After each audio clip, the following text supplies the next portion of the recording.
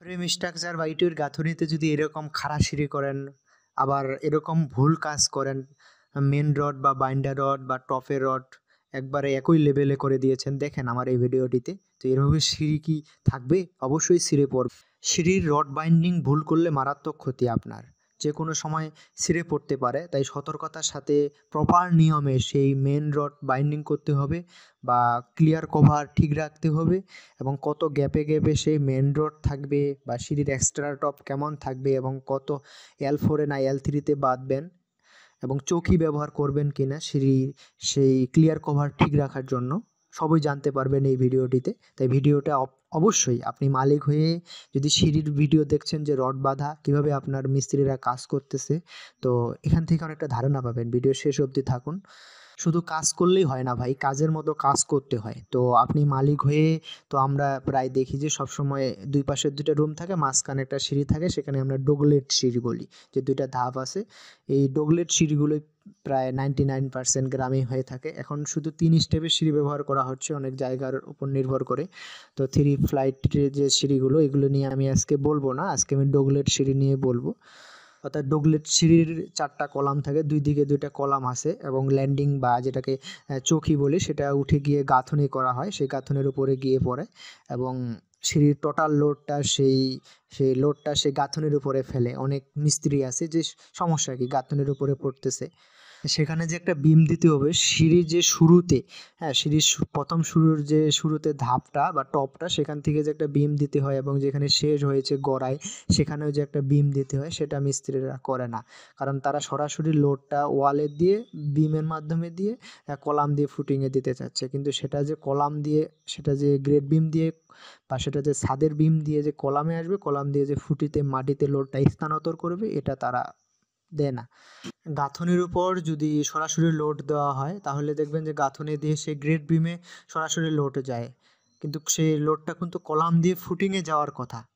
তো ভালো load distribution না হলে সেই সিঁড়ি তো ছিঁড়ে পড়বেই, বা সেই সিঁড়ির আবার রড বাইন্ডিংয়ে আপনি ভুল করেছেন, হ্যাঁ, কেচি সিঁড়ি করেন নাই। তো আমার কেচি সিঁড়ি নিয়ে ভিডিও আছে পূর্বে, তো আমি আজকে সেই বিষয়ে ধারণা দেব, এবং রড বাইন্ডিং নিয়েও ধারণা দেব।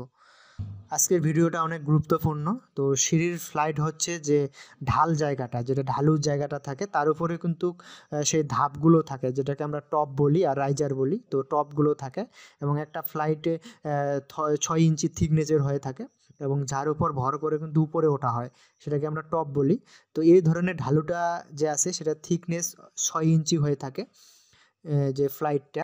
তো এই ঢালুটা 12 ফিট হয়ে থাকে। তো আমরা যদি 12কে আমরা L3-তে ভাগ করি, তাহলে আসবে 4 ফিট পরপর। আর যদি আমরা L3-তে ভাগ করি আর L4-এ ভাগ করলে সেটা আসবে 3 ফিট পরপর। তো গোড়া থেকে আমরা যদি 3 ফিট এবং ল্যান্ডিং থেকে যদি 3 ফিট ধরি, তো এই জায়গাটা কিন্তু ডবল জালি হয়, অর্থাৎ এটা কেচি দিয়ে ডবল জালি দিতে হবে। তো দুই জায়গায় কিন্তু নেগেটিভ মোমেন্ট কাজ করে।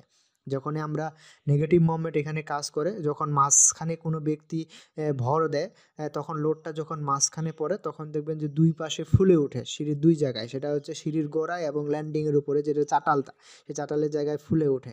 তো কারণ মাঝখানের অংশটা টেনশন জোন কাজ করে, এই টেনশন জোনটা কাজ করে, এবং মাঝের অংশ বেঁকে যাওয়া যে না যায়, এই জন্য আমরা সে লোডটা ভালোভাবে ডিস্ট্রিবিউশন করার জন্য গোড়ায় এবং সেই ল্যান্ডিংয়ের কাছে ডবল জালি দেওয়া হয়। এবং এই ডবল জালিটা শুধু দিলেই হবে না, সেখানে কেচি সিস্টেম করে দিতে হয়। এই জায়গায় যেহেতু দুই জায়গায় যেহেতু নেগেটিভ মুভমেন্ট কাজ করে, এবং মাঝে টেনশন মুভমেন্ট নেগেটিভ একসাথে আটকে রাখার জন্য, মাঝখানে টেনশন এবং দুই পাশে নেগেটিভ মুভমেন্ট কাজ করে ফুলে ওঠে মাঝখানে লোড পড়ার কারণে। অনেক সময় দেখবেন যে সিঁড়িরা কাঁপতেছে। তো এই নেগেটিভ মুভমেন্টকে আটকাতে পারে এই যে ডবল জালিটা। হ্যাঁ, তো সঠিক কনসেপ্ট নিয়ে যখন মিস্ত্রিরা কাজ করে, ভুল হয় না, তখন তো ভালোই। তো অনেক সময় দেখা যায় যে সেখানে তারা ডবল জালি দেয় বা ক্র্যাঙ্ক করে সিঁড়ি তৈরি করে। তো আমার শুনুন যে কথাগুলো কীভাবে কেচি সিস্টেমে সিঁড়িগুলো হবে, তো শুনুন এই কথাগুলো।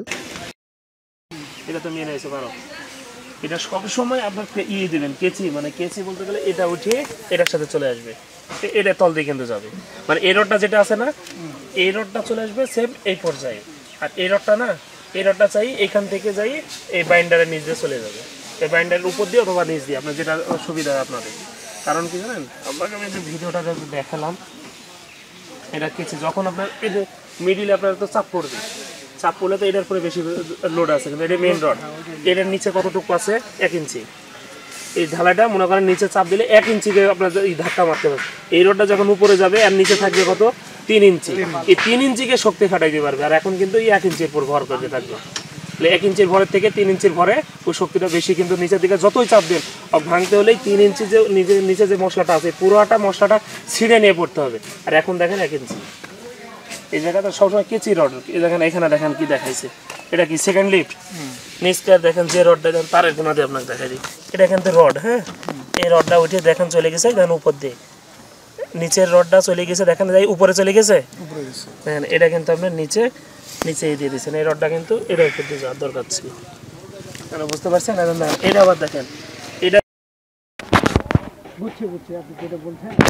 সেম এই জিনিস, এটা কি ছিল, এটা নিচে এখানে আইসে চলে যাবে এটার উপরে, আর এটা ছিল এটা থাকবে উপরে, ওখানে যায় এখানে যাবে নিচে চলে যাবে, এইটার জন্য কেসি বলা হয় আর কি। তো সাধারণত আমরা রড বাড়তে 2 ধরনের রড ব্যবহার করা হয়, এখানে 10 মিলি এবং 12 মিলি রড ব্যবহার করা হয়। মেইনটা যেটা সেটা 12 মিলি হয়ে থাকে, সেটা 4 ইঞ্চি সেন্টার টু সেন্টার দেব, এবং আমরা যে এক্সট্রা টপ ব্যবহার করি সেটাও 12 মিলি ব্যবহার করতে হবে, সেটাও 4 ইঞ্চি সেন্টার টু সেন্টার বাঁধতে হবে। যে বাইন্ডার রডটা থাকে সেটা 10 মিলি থাকে, সেটা হচ্ছে আপনার 6 ইঞ্চি পরপর সেন্টার টু সেন্টার বা 7 ইঞ্চি পরপর এটা দিয়ে থাকে। ক্লিয়ার কভারে অবশ্যই আপনারা চকি ব্যবহার করবেন, আমি যেমনটা দেখাচ্ছি এরকম চকি ব্যবহার করবেন।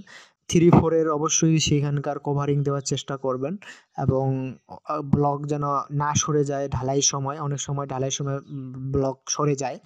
এই যে 2 জালে এটা কেচি সিস্টেম করতে হবে, কারণ এই যে নিচের যে মেইন রডটা এটা ছাদে গিয়ে টপে উঠে যাবে, এবং যেটা টপের রডটা ছাদের সেটা সিঁড়িতে গিয়ে আপনার নিচে চলে আসবে, অর্থাৎ কেচি সিস্টেম হবে। আর পরবর্তী ভিডিও থাকবে যে আপনার দ্বিতীয় ফ্লাইট করার সময় আপনি আগে সিঁড়িটা ঢালাই দিবেন না আগে ছাদ ঢালাই দিবেন।